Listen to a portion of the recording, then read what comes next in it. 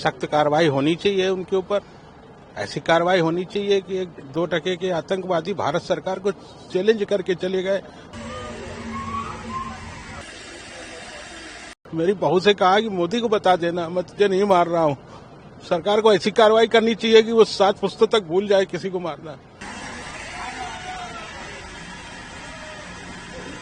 मेरा बेटा और बहू बैठे थे, स्नैक्स वगैरह खा रहे थे, तो पीछे से आए ये आतंकवादी और इन्होंने पूछा हिंदू हो कि मुसलमान हो। तो उन्होंने जैसे हिंदू बोला है वैसे तुरंत गोली मार दी सर पे।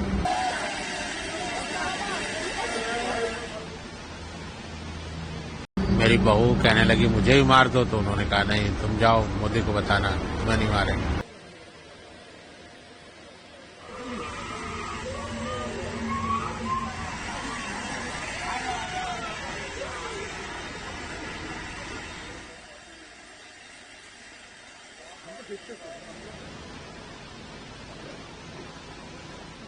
सख्त कार्रवाई होनी चाहिए उनके ऊपर। ऐसी कार्रवाई होनी चाहिए कि 2 के आतंकवादी भारत सरकार को चैलेंज करके चले गए। मेरी बहू से कहा कि मोदी को बता देना, मैं तुझे नहीं मार रहा हूँ। सरकार को ऐसी कार्रवाई करनी चाहिए कि वो 7 पुश्तों तक भूल जाए किसी को मारना। आए विटनेस नहीं है, हम लोग पहलगाम में नीचे रुक गए थे, बच्चे लोग ऊपर गए थे। हम लोग वहाँ नीचे एक स्थान होता है, उसके बाद ऊपर जाने के लिए घोड़े से जाना पड़ता है, जिसको मिनी स्विट्जरलैंड कहते हैं।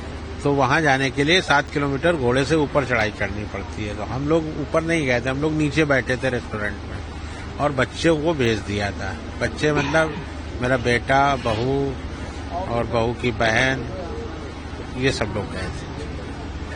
तो मेरा बेटा और बहू बैठे थे, स्नैक्स वगैरह खा रहे थे, तो पीछे से आए ये आतंकवादी और इन्होंने पूछा हिंदू हो कि मुसलमान हो। उन्होंने जैसे हिंदू बोला है वैसे तुरंत गोली मार दी सर पे। मेरी बहू कहने लगी मुझे भी मार दो, तो उन्होंने कहा नहीं तुम जाओ मोदी को बताना, तुम्हें नहीं मारेंगे। और फिर उसके बाद बाकी लोगों को गोलियां चलाई को, और फिर और आ गए। तो तब तक ये लोग भागे जान बचा के किसी तरह ये लोग। ये हुआ। कितने लोग थे हथियार से लैस, कितने लोग आए? अब ये हम क्लियर नहीं बता पाएंगे, हम वहाँ नहीं थे मौके पर, लेकिन काफी मात्रा में थे आतंकवादी, ये बताया गया है, क्योंकि मैं चश्मदीद नहीं हूँ वहाँ का।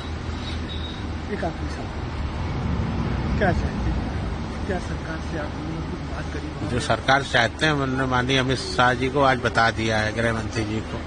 उनसे भी हमारी मुलाकात हुई थी श्रीनगर में, मैंने उनसे बता दिया है कि हम क्या चाहते हैं।